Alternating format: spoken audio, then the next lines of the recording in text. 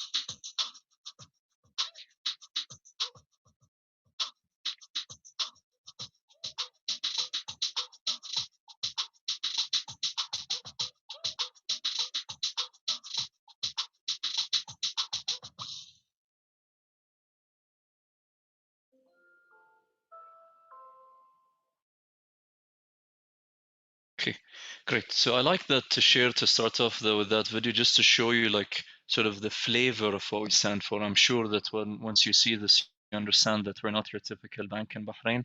I think the way ILA has come across to a lot of people, it's a new way of banking. It's a bank that, as the statement says, reflects you, and it's a bank that will be sort of with you, not just in your banking needs, but towards a much larger lifestyle proposition. Where the name comes from, I'll start off with that. Ila, as some of you might know, is the Arabic word for to. Basically, it symbolizes towards something, right? And for us personally here at Ila, it symbolizes the journey that you guys as a customer base are going to take with us going forward into transforming your banking needs into this sort of, call it, new frontier of banking and this new world of digital banking. Secondly, it also reflects on basically the journey that Bank ABC, the mother company that owns ILA, has taken to transform itself into a more digital banking company. Okay, my story with ILA, right? This was the name of the topic of the discussion, and this is sort of, what I wanted to talk through with you guys. And to tell you a little bit about myself, like many of you, I grew up in Bahrain. I went to school here. I went to university abroad, studied at the Wharton School of Business in Philadelphia, did my BA in finance, accounting, and also did a minor in history. And then I ended up working in investment banking in New York on Wall Street, doing basically technology, media, and telecom, corporate advisory, and investment banking. And this is where my passion for technology really came across. I worked across different pillars in technology, not only banking, but media, telecom, social media, F&B, um, telecom. So I had a variety of flavors, and I started to realize really quickly back in the day that digital across all pillars was disrupting the way consumers were consuming things. So I'll just give you an example of myself. When I went to the States, for example, the iPhone was not yet out. I used to use my BlackBerry to communicate with my friends. I don't know if some of you had using a BlackBerry, like BBM was the thing, right? There was no WhatsApp, there was, none of these FaceTimes, etc. And I would use probably Skype to communicate with my family back in Bahrain. So even for me personally, back in the day, I saw my life getting transformed by the technology. And I think the reference year that I always tell people to read about is 2007. I think 2007 was the year where the iPhone launched, if I'm correct, and that's really sort of propelled this new wave of, I call it, consumerism in a digital age where it was really about consuming things from this device. Yeah, whether it's an iPhone or anything, it was basically instantaneous, digital. You wanted it now, you can pay for it now, you can research it, you can view it. So with that in mind, I started trying to build and shape a career that was going to be around digital and would have something around digital. Luckily, when I moved back to Bahrain, I got hired by Bank ABC to work in their overall strategy team. And in their overall strategy team, there was a pillar that was going to be around fintech and how digital was going to disrupt Bank ABC and how Bank ABC was going to adopt digital as part of its overall strategy. Yeah. So I think that's where it came to. And back in 2017 was the day for me. And I really like to show this picture because this is where it all started for me, yeah, with Ella. Is I got asked by, luckily, the Deputy Group CEO, Mr. Salah Al-Wari, to join the first team. So I was employee number one underneath him to basically lead the implementation of, call it at that point, Bank ABC Neobank, it was called, right? It didn't have a name called Ella. So it was called Bank ABC Neobank. And I remember saying to him, I have one condition. This condition was going to be I wanted to be separated from Bank ABC. I wanted to have a new team. I thought it was really the right way to kind of just build something from scratch, right? You were going to just build it from scratch. And the first thing that I did was take my team to an entire new building, right? And I remember taking this picture back in 2017, posting it in my Instagram, yeah, in my story. And it said Bank ABC Neobank Beta version 1. Yeah. And it's basically, I said, a new chapter, new beginnings. Yeah. And what I did is I wanted to create even a new culture. Yeah. So if you can see the tables, I put it right here, they were 20 dinars picnic table. Yeah, nothing fancy. um, what we did is my idea was to create more a collaborative environment. Yeah, I wanted people to sit side by side. The idea was this was going to be built by everyone for everyone. Yeah, and we were going to build it together as a team. So this was one of the most important things. Number two, I wanted to send a message at that point to everyone that was working on this, that this was going to be us together in this journey. There was no one else. Like if I had put in this team in the other building with the overall Bank ABC, call it the mother company, you'll tell that the people will feel that they are more aligned with the other larger company. But with this one, this setup, it was more, guys, we're on this on our own. We are call it the leaders. We are going to be putting in the culture, the products, doing the research, doing the hard work, and it all started from here. Yeah, this is on we call it Bank ABC Tower 2. I'm sure if you pass by the diplomatic area, you're going to see a tall building with the logo of Ella, and that's where we are. Okay, and how it started. Yeah, this is most important. You see the app, you see us on social media, you see us winning awards, you see us hiring people, the team has grown. It all started from whiteboards, guys. And this was a picture taken in basically February of 2018, where we started coming together and putting together the team. As you can see, young team, um, and we started putting all our thoughts on whiteboards. Yeah, I mean, if you look at this, I don't know if the clicker shows here. This was a whiteboard where we had USP, unique selling point. Yeah, what was going to be our unique selling point to all of you? Like, what were we going to come out with? And I can tell you guys, whatever we wrote on that whiteboard, some of it came live, some of it is yet to come live, some of it came live and turned out to be wrong. And my advice here is you got to start somewhere. Yeah, you're gonna start somewhere. The journey is gonna take you to many different ways, and there's going to be so many different obstacles.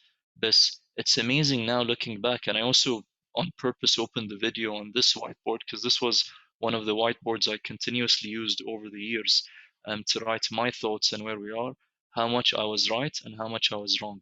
But it's really helped in shaping us together, this collaborative, some people call it, I guess, agile. in maybe your academic language. But it's really, now when I look at it, it's really heartwarming to see that whatever we did in these rooms, the frustrations, the arguments, the differences that we had, the similarities, the agreements, all now came across together in a really nice way for the experience that you guys see. And on these whiteboards, we talked about the app, we talked about customer service, we talked about social media, we talked about what we stood for. So it all started really in a new floor, in a room with a group of people on whiteboards, discussing things, agreeing on things. What happened after 3 months? And this is a very proud moment for us at the bank, not only me, but for everyone involved. Yeah. And this is a message to everyone on this call, that if you're someone who is dedicated, has the belief, has the ambitions, and is willing to put up the hours and is willing to call it work for his or her dream, they do happen.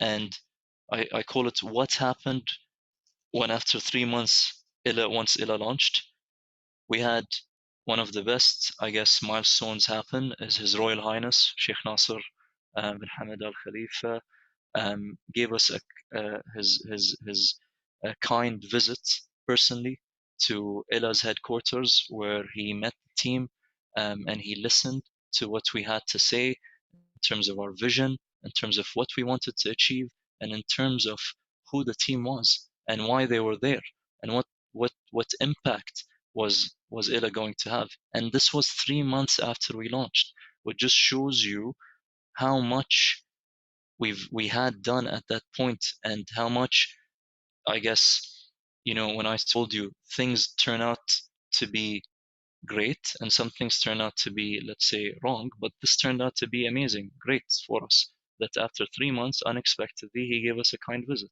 And just to give you like sort of a timeline of things, the pictures I showed you right here, this was February 2018. Yeah. And his visit was February 2020. It's just 2 years. Yeah. But in 2 years, look at how much we've achieved.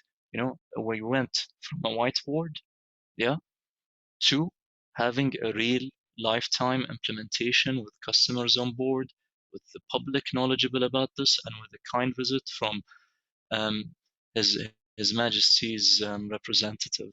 So it's been a humbling experience for me personally, for everyone on the team, but I think it also reflects that dreams do come true, and that's, I think, one of the things I'm going to emphasize on the following pages.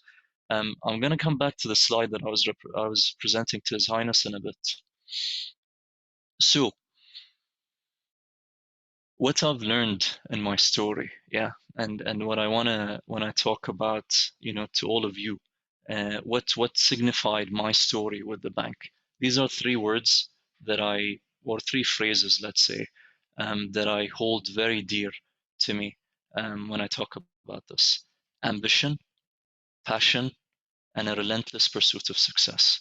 And without these three things in my journey, personally here at Illa, or throughout my career, by the way, I wouldn't have been in the place where I would have been today at all. And I can tell you, my life has taken me to many different call it islands and ventures, but within all of them, at the heart of how I reached to these milestones and successes and personal achievements, it was about my ambition and staying ambition regardless of how things got tough, right? And sometimes things get tough, by the way. You're gonna fail, you're gonna fall on your face, by the way, and I have fallen on my face many times. But the ambition that I had, that I wanted to succeed, was always there. And that's what drove me all the time. Second, passion. Passion is so important. Yeah. And I love people when they speak to me about something, when they are very passionate about it. It's contagious to me. Yeah. I see eye to eye to people that are very passionate about what they do, whether it's you're a musician, whether you're an artist, whether you want to be a baker, whether you want to be a scientist. As long as you're someone that's passionate about what you want to do and how you want to conduct it, I feel that you're going to be successful. And then relentless pursuit of success.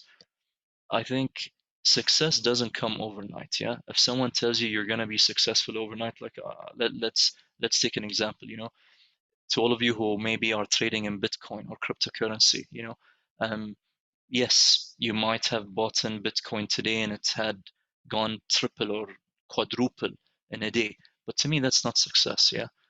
Nothing in life comes that easy. And I can assure you, it's about your relentless pursuit for that definition of success that you want to have. And in my life, I've always said to myself, this year, this is my, call it success definition. Next year, this is going to be my success definition. Next year, this is going to be my success definition. And this is how I conducted myself and just said, I'm going to pursue this. I'm going to pursue these goals this year.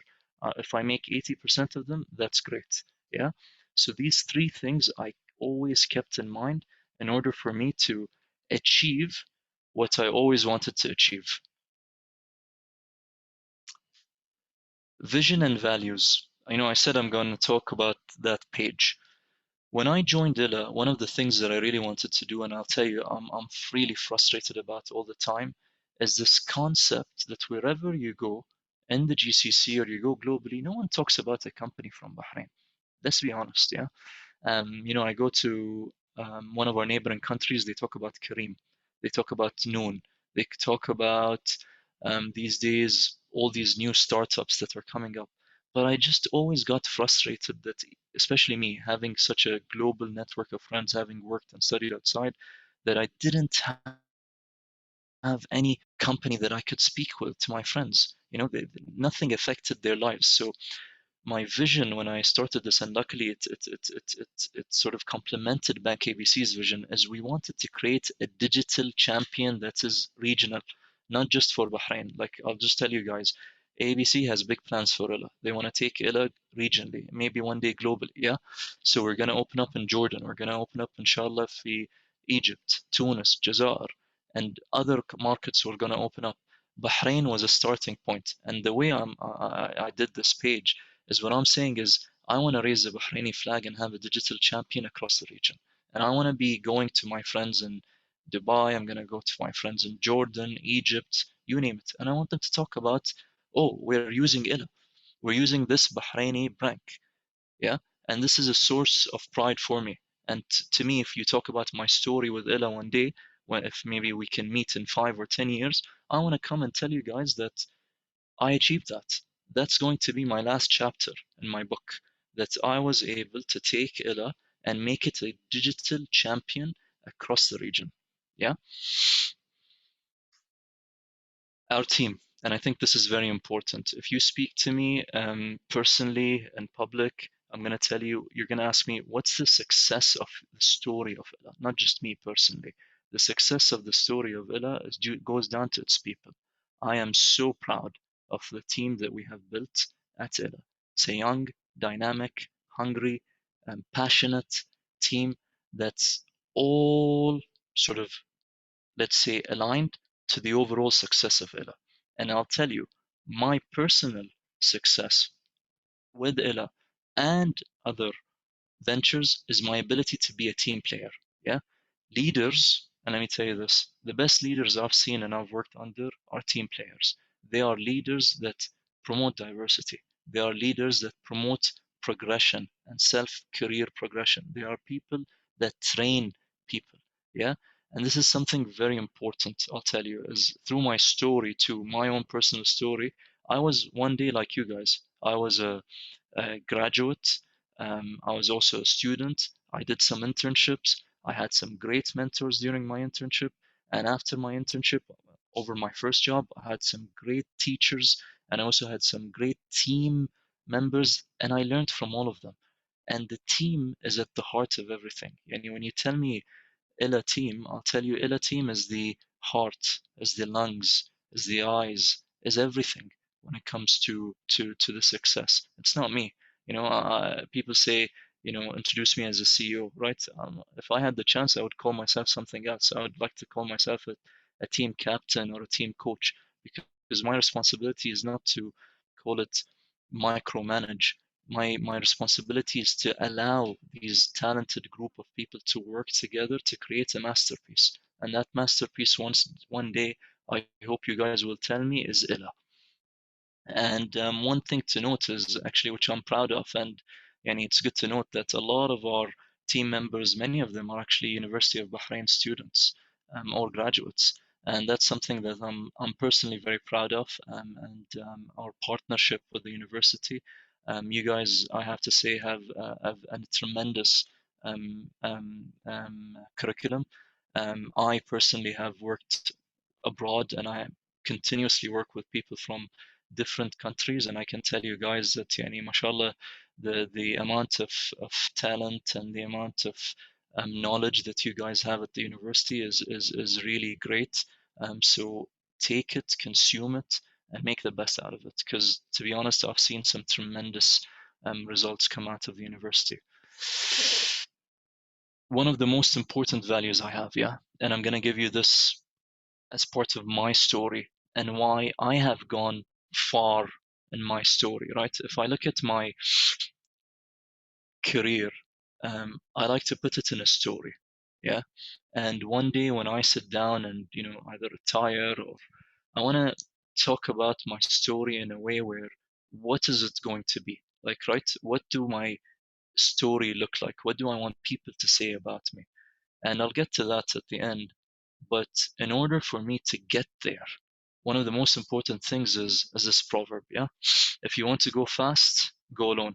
You'll burn out. Yeah. It's like I don't know if you guys, I'm a marathon runner. So I think, once the gun goes off, people sometimes just sprint right out the door. And within 1 kilometer, you see them tired, sitting on the side. Yeah. But if you want to go far, go together. And that's everything in life that I do, by the way. It's with my friends, with my family, with my colleagues, with everything. I always remember that if you want to go fast, go alone. If you want to go far, go together. Okay. With Illa, now let me just get into Illa a little bit before we get to more around my story. We really wanted to create a new kind of bank. Yeah. I don't want anyone on this call to open up the app and feel that he was going and opening up an account with any other bank in Bahrain. It had to be different. And what I wanted to be different is an overall experience, guys. It's when you say Illa, I don't want you guys to think that Illa is just a digital bank, right? An app bank. No, Illa is an overall experience.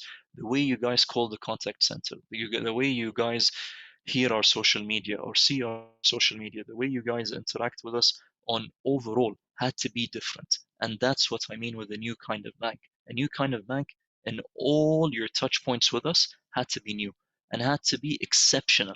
And the word is customer experience. I wanted your experience to be as good as Amazon. I wanted your experience to be as good as Netflix. Why not? It was within our capacity and it still is. So that's the benchmarks that I have for the team, is to have a new kind of bank.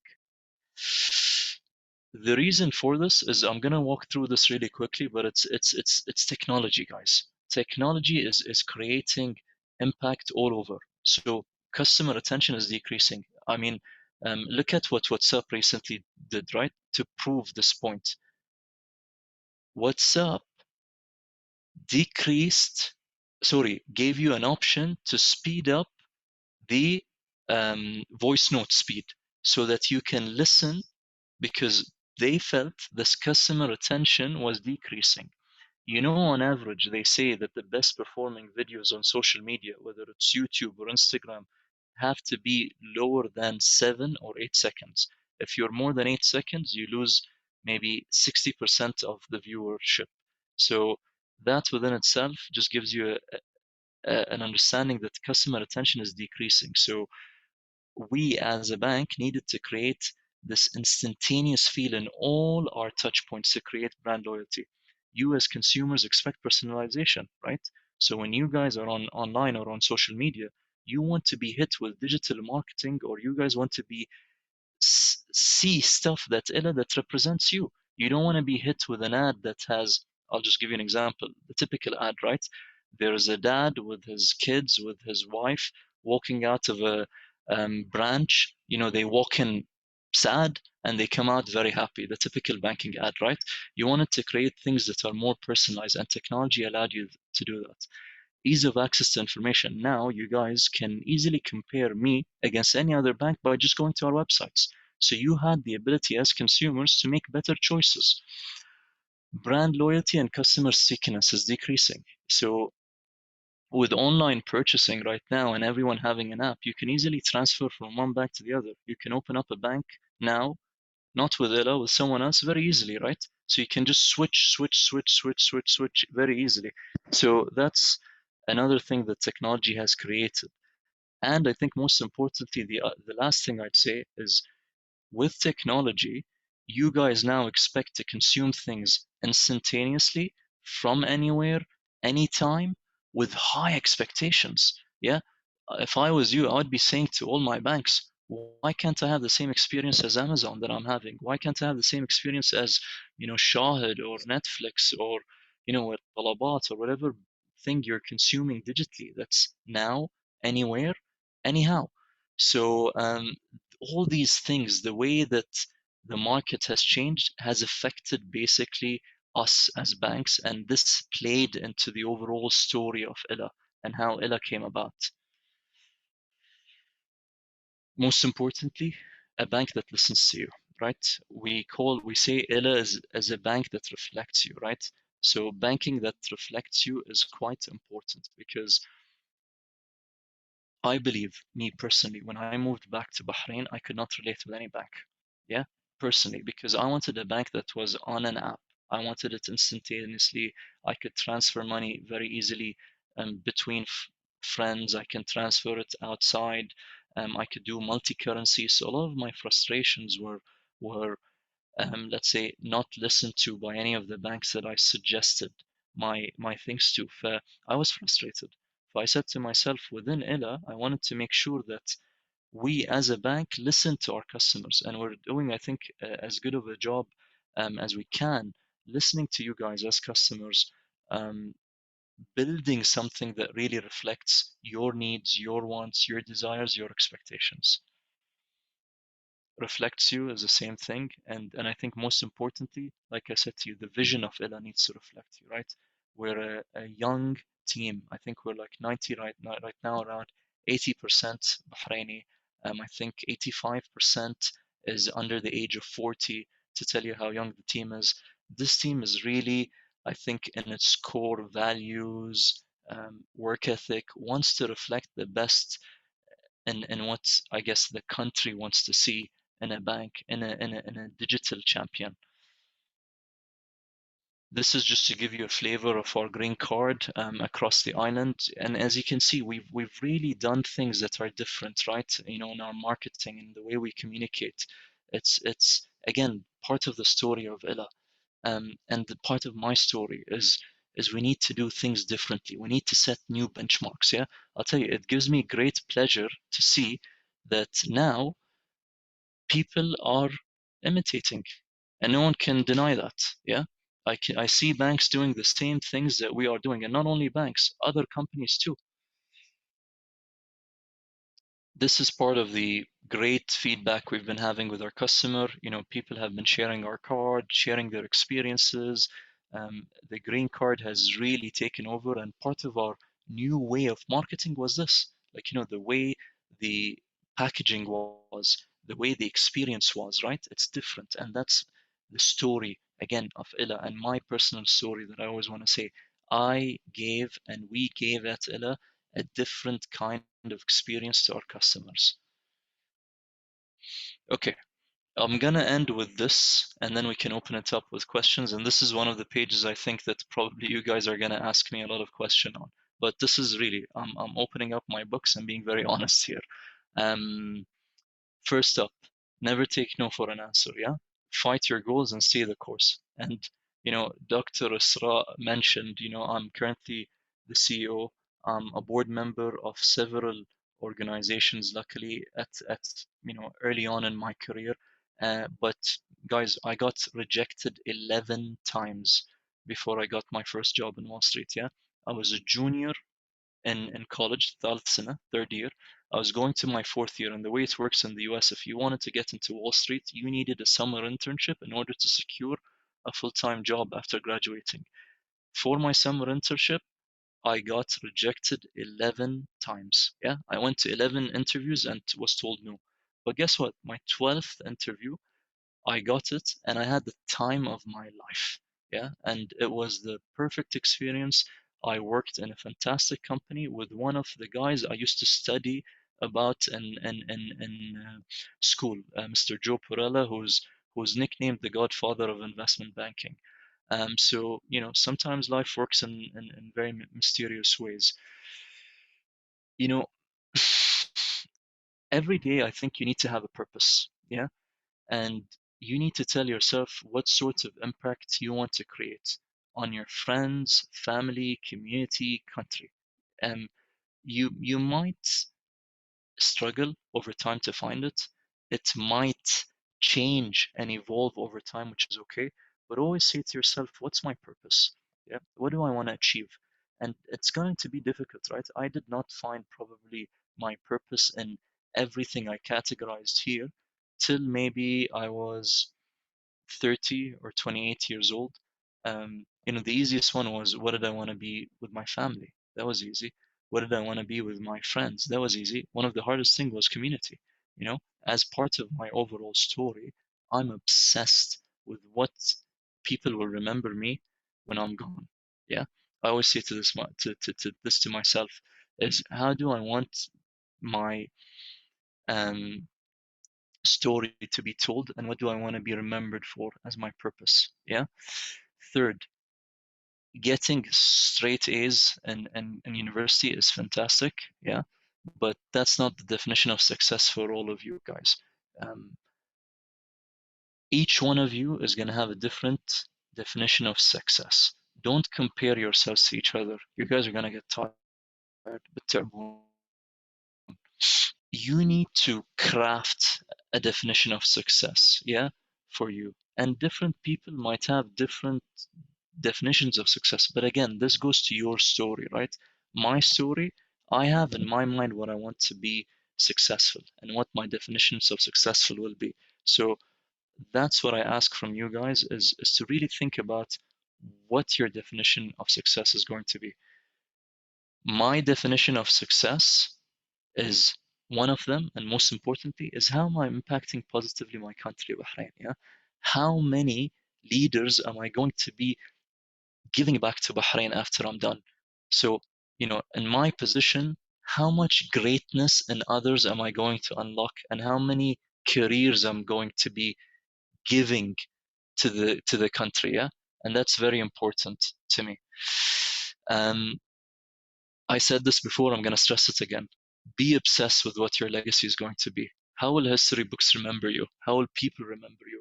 Do you want to be remembered as a very good husband, a very good father, a very good friend?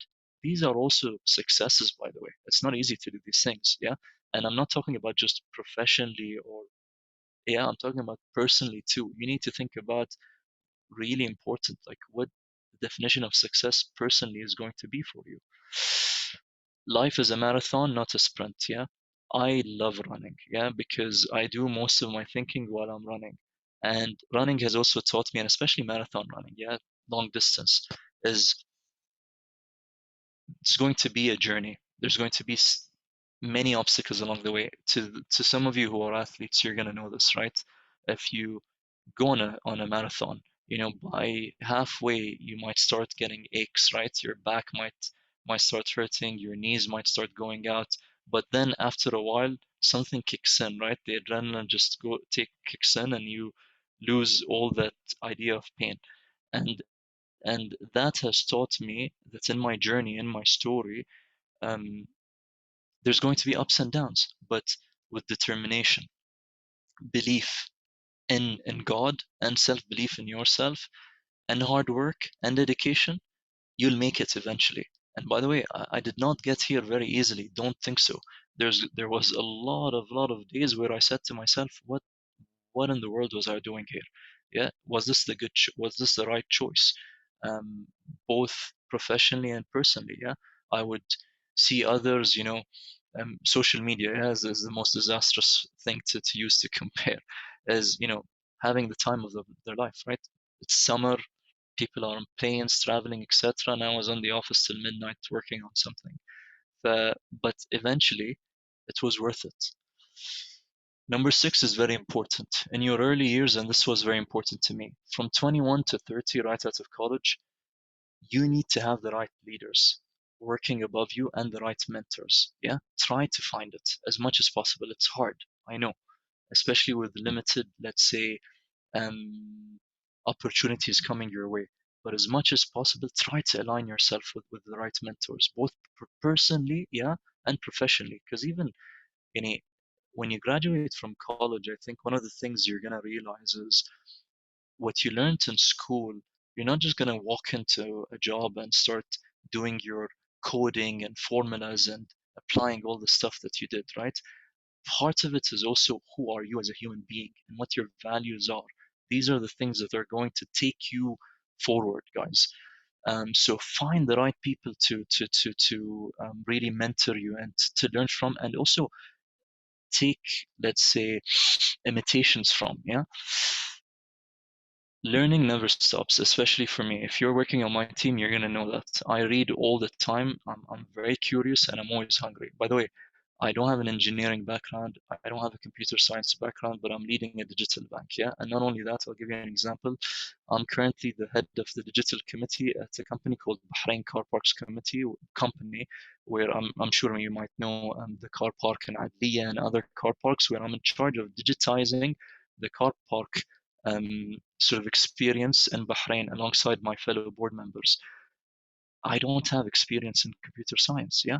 But right now, where I'm at and with my story, call it, and my career, is people are associating myself with digital. And the reason I was able to do this is not hard. I didn't take any courses, by the way. I just read TechCrunch, Wall Street Journal, Financial Times, Bloomberg.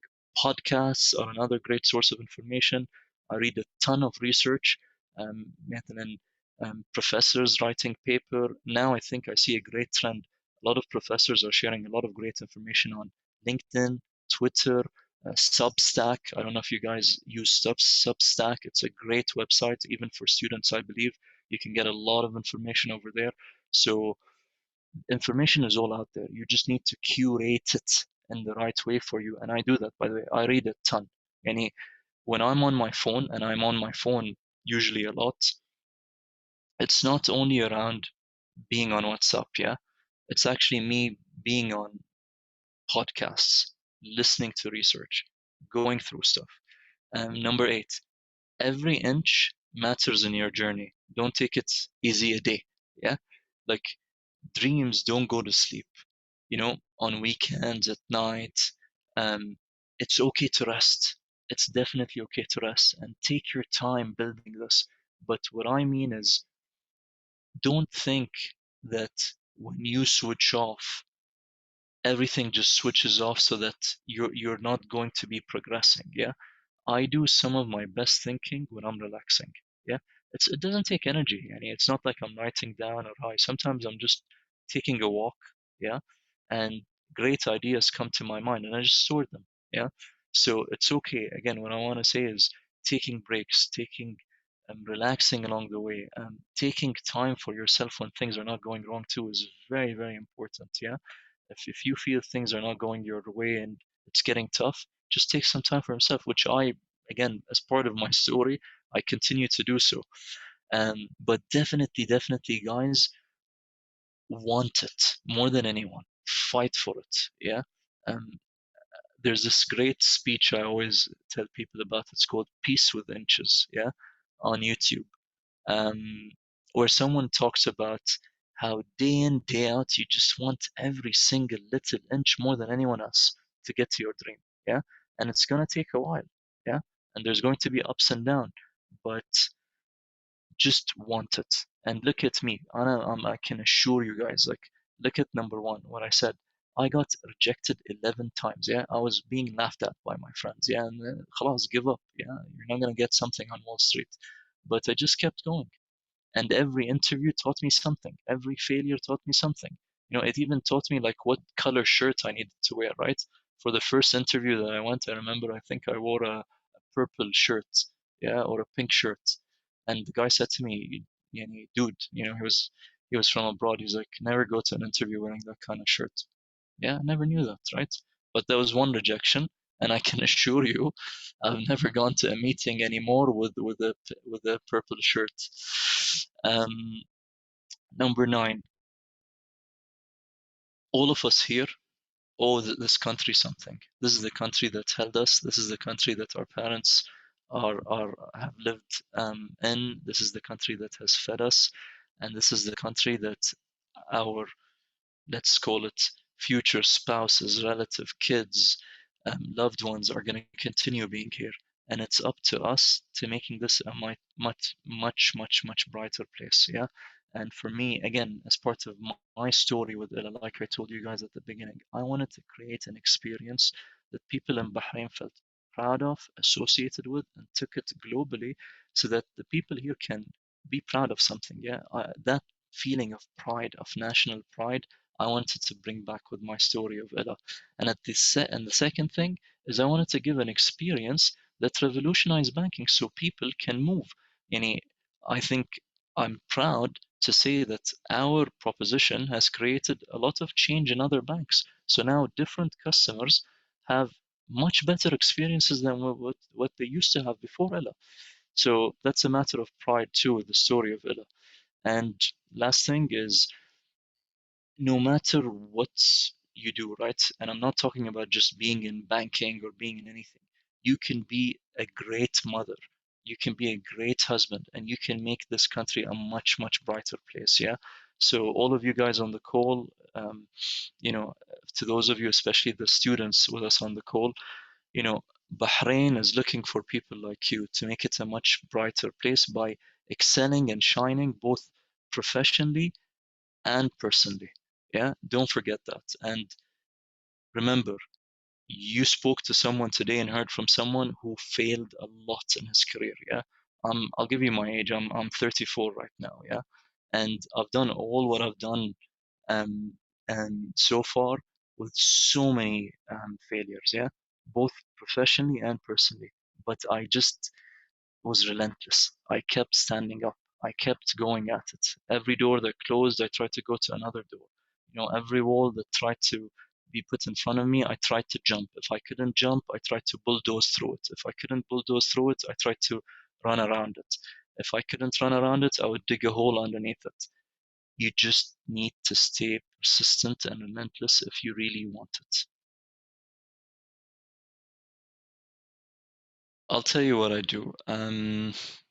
On For example, LinkedIn, I have like these great like thinkers that I really I love following. One of them is called Matt Higgins, Higgins. I love him. He's a technology entrepreneur.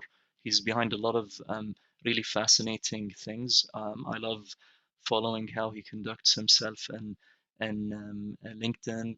Another person that I love following and reading is actually a newsletter on Substack. Remember, I guys told you something. There's online something called Substack. There's a great newsletter called Grit, Grit Capital, which just talks about um, what are the call it technological advancements that are happening in the world. Also on Twitter, I love following TechCrunch. TechCrunch is a very important news source for all technology matters globally. I love following a Twitter account and a LinkedIn account called Mina Bytes, MENA BYTES. Mina Bytes covers all startups and entrepreneurs in the Middle East, yeah, from Africa to Levant to GCC. And it's nice because you get to see people that have the same names as you doing some great things. Yeah, it becomes more personal, I feel, because we're used to saying in entrepreneurs and great tech people are called certain names, not outside our jurisdictions. But there's so much happening, yeah, in the Middle East and in Bahrain and the GCC. So Mina Bytes is another great source. Um, I love reading the Financial Times, yeah, on all platforms. and they have some great information about Europe. To those of you who are really interested in fintech, there's a website where you can subscribe to for free to get emails. It's called Sifted, SIFTED, Sifted. It has great information on fintech. Um, for US news, the best source of information for me is Wall Street Journal. I love it. I think it provides me with a lot of idea about like news, not only tech, but business, information, politics, culture, arts, music. So it's a great one. And then the other one I like to read and also follow, obviously, is the local newspapers. I think to get some local flavor of what's happening on the news. And then lastly, I think there's a great news channel that just came out. Yeah, I think it's new, and that's in Arabic. It's a collaboration between Bloomberg News and Al Arabiya called Al Sharq News. Yeah, Al Sharq News. They're a new financial channel, both on YouTube. You can do live streaming or even follow them on social media. And they do a fantastic job of giving you information about the Arab world from a financial point of view.